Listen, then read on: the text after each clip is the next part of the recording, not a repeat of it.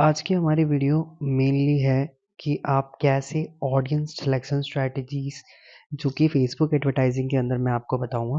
आपने बहुत सारी ऑडियंस सिलेक्शन स्ट्रैटेजीज अगर सीख ली तो आप अपनी ऑडियंस को सही तरीके से टारगेट कर सकते हैं और एकदम सटीक टारगेटिंग कर सकते हैं, जिससे कि आपके रिजल्ट्स अच्छे और कन्वर्जेबल और जल्दी आएंगे।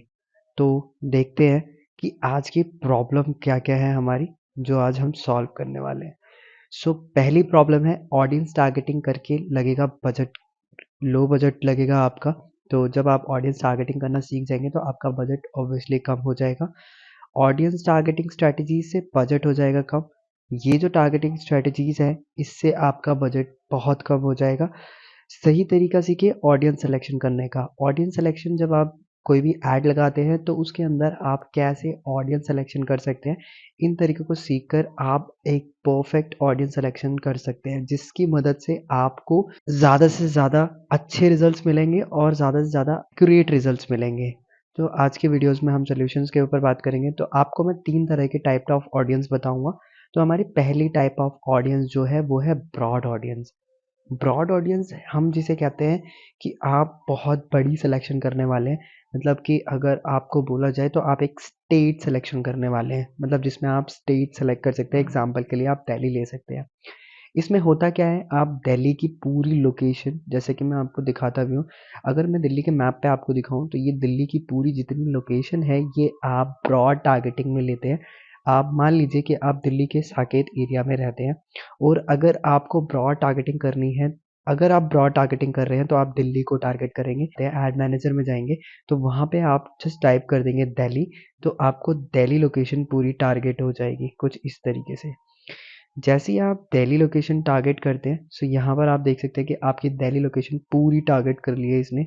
और यहाँ पर आपको ये बता रहा है कि आपकी पूरी लोकेशन कितनी है। अगर आप यहाँ पर देखेंगे तो एस्टिमेट ऑडियंस साइज अगर आप यहाँ देखते हैं तो ये आपको दिखाएगा कि दिल्ली की एस्टिमेट ऑडियंस साइज आपको कितनी मिलेगी। ये हो गई आपकी ब्रॉड सिलेक्शन। अब इसी की जगह पर आती है टाइप 2 ऑडियंस। इसके अंदर क्या होता है, इसके अंदर हम मल्टी लोकेशंस, मतलब कि हम सिटीज़ को सेलेक्ट करते हैं।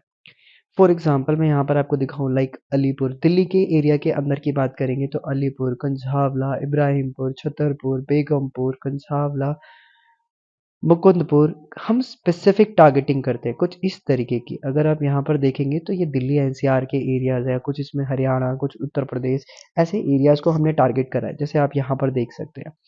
ऐसे एरियाज को टारगेट करने के लिए सिंपली आपको करना क्या होता है, आप अपनी लोकेशन टारगेटिंग जैसे भी यहाँ पर अगर आप देख रहे हैं सर्च लोकेशन के ऊपर क्लिक करके, आप जैसे मैंने यहाँ पर दिख रहा है आपको सिरसा, मैं अभी यहाँ पर लिख देता हूँ SIRSA। सिरसा हमारी एक न्यू लोकेशन, जैसे आप यहाँ देखेंगे तो ये टारगेट हो गई है ना। तो आप अगर मल्टी लोकेशन टारगेट करना चाहते हैं एक ही स्टेट के अंदर, तो मल्टी लोकेशन टारगेटिंग स्ट्रेटजी होती है। हम इसके अंदर क्या करते हैं, जैसे कि हम सिर्फ उन्हीं एरियाज को या उन्हीं सिटीज को टारगेट करते हैं जो हमारी चीज़ों से रिलेटेड है। फॉर एग्जांपल अगर आपका कोई हेल्थ कैंप लगने वाला है तो उस हेल्थ कैंप में आप क्या टारगेट कर सकते हैं, आप मल्टी लोकेशन पे क्लिक करके आप उन्हीं एरियाज को, उन्हीं सिटीज को टारगेट कर सकते हैं जो आपके उसी लोकेशन के आसपास होना होगा। आप इस तरीके से, ये हो गई हमारी मल्टी लोकेशन टारगेटिंग। इस तरीके से हम मल्टी लोकेशन टारगेटिंग करते हैं। थर्ड हमारी लोकेशन आती है टाइप 3 ऑडियंस, जो कि हमारी होती है डीप टारगेट एरिया। स्पेसिफिकली आप किसी एक एरिया के अंदर आप ऐड लगाते हैं, आप उसी एरिया को बहुत अच्छे तरीके से टारगेट करते हैं। फॉर एग्जांपल यहाँ मैंने फरीदाबाद लिया है जो कि हरियाणा के अंदर आता है, मतलब दिल्ली के अंदर मल्टी सिटीज़ के अंदर भी एक सिंगल सिटी। फॉर एग्जांपल आपका यहाँ पर कोई भी आपका जो बिजनेस है वो जिस सिटी में है, आप सिर्फ उसी सिटी को टारगेट करना चाहते हैं, उसके नियर बाय एरियाज को टारगेट करना चाहते हैं।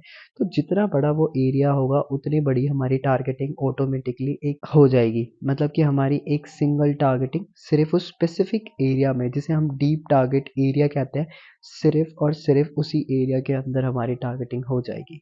तो ये 3 स्ट्रेटजीज है जिसकी वजह से आपका जो एरिया सिलेक्शन या ऑडियंस सिलेक्शन स्ट्रेटजी है, अभी ऑडियंस सिलेक्शन स्ट्रेटजी में और भी आता है, बट मैंने आपको एक सिंपल तरीके से बताया है। अभी जो स्टार्टिंग में मैंने आपको ये बताया। अभी इसके अंदर हम बहुत सारे एरियाज़ को, जैसे कि हम इसमें कभी कभी मेट्रो सिटीज़ को इवन हम रूरल एरियाज़ को according to business, nature of business के अकॉर्डिंग टारगेटिंग करते हैं। बट ये जो 3 सिलेक्शन है, ये सिलेक्शन हर बिज़नेस के लिए एप्लीकेबल हो सकती है। इसीलिए मैंने पहले इनको टारगेट करने की कोशिश करी है।